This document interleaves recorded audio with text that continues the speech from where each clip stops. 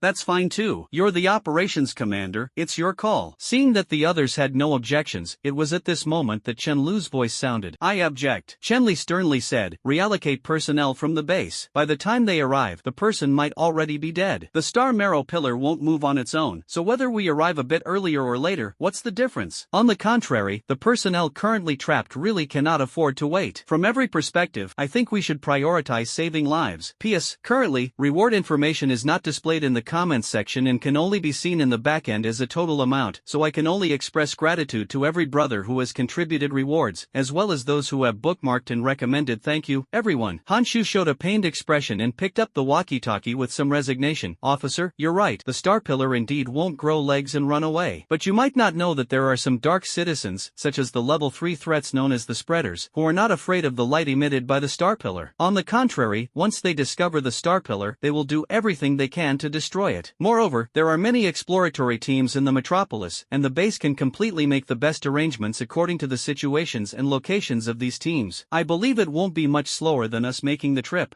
Chen Lu spoke in a tone full of disappointment. Captain Han, has the cold and darkness of the reverse realm already seeped into your bones? I really didn't expect you to say something like this. If your colleagues heard this, what do you think they would think? Forget it, you won't go, I will. As an officer of the fortress, I will not abandon anyone. Han Shu covered his walkie-talkie and whispered, are those people working in the office using their rear ends to think? Light laughter echoed in the carriage. Han Shu picked up the walkie-talkie again and said, Sir, we can't confirm the identity of the other party. This could be a trap. Chen Lu sneered. Captain Han, not only do you lack courage, but you seem to have lost your ability to make basic judgments as well. A trap? Whose trap? Are you implying that those children of darkness can use our language? Absurd. Han Shu habitually brushed his hair. Sir, we can never know how many secrets lie within the reverse realm. Even though we already know quite a bit, who can guarantee that those dark hybrids won't speak and learn our language? Chen Lu angrily said, enough. I honestly doubt what the higher-ups of the Night Stalkers are thinking, assigning someone like you as the action commander. Captain Han, you just keep carrying out your mission. After I rescue the person, I'll naturally catch up with you all. That's it. Sir, sir, Han Shu shouted several times, but Chen Lu didn't respond. He shook his head and cursed under his breath, idiot. Then, holding the walkie-talkie, said, convoy, turn around, we're going to rescue people. Copy that. Understood. Putting down the walkie-talkie, Han Shu sat back in his seat with a helpless expression on his face. The ponytailed young man at the back couldn't help but shout, Captain, why bother with that idiot? If he wants to show off, just let him go. Han Shu shook his head and said, the strategy department has always been dissatisfied with us. If their officer gets into trouble under my command, it will implicate Commander Chu. Do you think I want to indulge his madness? There's no other choice. He spread his hands. And so, the convoy turned at the next intersection, heading toward the coordinates of the distress signal. A massive building complex appeared in front of the convoy. The convoy stopped on the highway, and to their left was a circular square. The surface of the square was covered with intersecting curved patterns, which appeared to be some kind of decoration. On both sides, there were some columns, and behind them seemed to be green belts, but those areas now contained only brown gravel, with no trace of vegetation. In the distance, there were two spherical buildings, one large and one small, whose purpose was unknown. Han Shu got out of the car, gazing at the square not far from the road, and sighed emotionally. The residents of the reverse realm are truly fortunate. Look at this, they've left such a large area vacant. It's not even a park. At that moment, the sound of 5th generation armed units in action arose. The shooting type armed unit, which had earlier eliminated a group of wanderers, moved at low power. Wheels beneath its feet propelled the 3-meter-tall behemoth as it slowly made its way toward a passage leading to a spherical building further back. Chen Lu and several warriors followed behind the 5th generation armed unit, while bringing up the rear of the team was a nocturnal squad codenamed Highland Eagle. Han Shu leaned against the car and activated a holographic projection. The image displayed the scene of the team's progress. The footage, transmitted in real time via the recording device on the helmet of one of the warriors in the Highland Eagle squad, allowed the personnel staying behind to witness the entire rescue operation. After bypassing the square ahead, a parking lot appeared in front of the team. Vehicles from the reversal realm, with their thin armor, were parked haphazardly. Most of them were little more than empty shells, and the remnants of many cars still bore signs of destruction. The uneven ground was overgrown with peculiar fungi unique to the reversal realm. These formed irregular patches along the road, some even engulfing the wreckage of the cars. 12 minutes later, the rescue team arrived at a spherical building at the source of the signal. signal. They passed through a large door and traversed a ruined hall. Following a passageway and emerging from another door, they found themselves on a grandstand. Incidentally, the passageway behind the hall was clearly not designed for armed units with substantial height. Its 2.5-meter high clearance forced the shooting type unit to turn back and search for another entry point into the building. In the holographic projection, Tianyang looked at the tiered grandstand and couldn't help but exclaim, this could accommodate over 1,000 people, maybe even more. Look at the opposite side, there's another similar grandstand. Oh my, is this a gladiatorial arena? I heard War God Fortress has a large coliseum that can hold up to 300 spectators at once. Look down there, Old Sue pointed to the area beneath the grandstand. Below the stands, there is an open area, so vast that it is equivalent to the size of a training field at the lighthouse base. Around the edges of the open area is a zone distinctly different from the rest, paved with some type of material in a circular pattern, with a raised rim along its inner edge. Within this zone, several sections have been marked out, and there are reverse boundary symbols used for some kind of designation within them. Old Sue displayed a thoughtful expression. I'd bet that the life of reverse boundary residents is quite leisurely, otherwise, they wouldn't have built such a place for watching entertainment. Clearly, this is where they spend their time. Tianyang quite agreed, nodding slightly, with a hint of envy in the boy's gaze. Before the netherworld turned into this mess, it's possible that the residents of this city lived even better than the upper-class citizens in the fortresses. A voice sounded from the holographic projection. Captain Han, we've received another distress signal. The location of the signal has been locked, and we're heading for rescue now. That was the captain of the Highland Eagle Squad, Liang Sen. Be careful, Captain Liang. If anything seems off, pull back immediately, Han Shu said. Liang Sen responded with got it, and on the screen, the rescue team began to move. They turned into a passageway from the stands, moving cautiously, stopping and starting, until they finally arrived at a large door. Beside the door was a sign with an image of a small figure sitting on a chair, seemingly resting. Captain Liang Sen, dressed in a black long uniform with a slightly receding hairline, raised his hand to signal caution. He gently pushed the door open, and in the projection, a series of creaking, eerie sounds echoed. After much effort, the door finally opened, revealing a room fitted with several rows of chairs. As the rescue team's lighting equipment shifted, Tianyang noticed a row of iron cabinets on the left side of the room, which were divided into small compartments and resembled simple storage lockers. On the other side, there was a screen hanging on the wall. The surface of the screen was long since shattered, exposing the electronic board inside. Beneath the screen, there was a cabinet. Right next to the cabinet, a person was crouching. With his back to the rescue team, he uttered in a mechanical, hoarse voice, "Can anyone hear me? Trapped, requesting assistance. Coordinates are as follows." In the light, the person standing with his back to the rescue team had his head buried very low, revealing only his hunched back. He wasn't wearing any clothes, not a single piece, so it was immediately obvious he was very thin, to the point where his spinal column seemed almost ready to pierce through his skin. His skin was an unhealthy grayish white, a tone that made him look even frilier. Something's wrong, Han Shu shouted. Liang Sen, don't bother with him, let's go. I have a bad feeling, a really bad feeling. At that moment, the holographic projection began to flicker, as if the signal was being disrupted. The captain of Highland Eagle seemed not to hear Han Shu's warning. In the image, Liang Sen shouted at the person next to the cabinet, "Which squad are you from? Where are your team members? Are you the only one trapped?" The endlessly repeating sound stopped, and the person seemed to react. His body moved slightly, then he began to stand up. Several rifles were instantly aimed at him, and the Highland Falcon privates took the necessary precautions. In the image, the person slowly rose. When he finally stood up, it was revealed that his figure was towering. His head hadn't even lifted yet, but it was already close to touching the ceiling. My goodness, Chen Lu exclaimed in fear. What is this? What is this? This is clearly not a human. No normal human reaches a height of 2.5 meters, nor does any human's hands, feet, or joints bend backwards. Then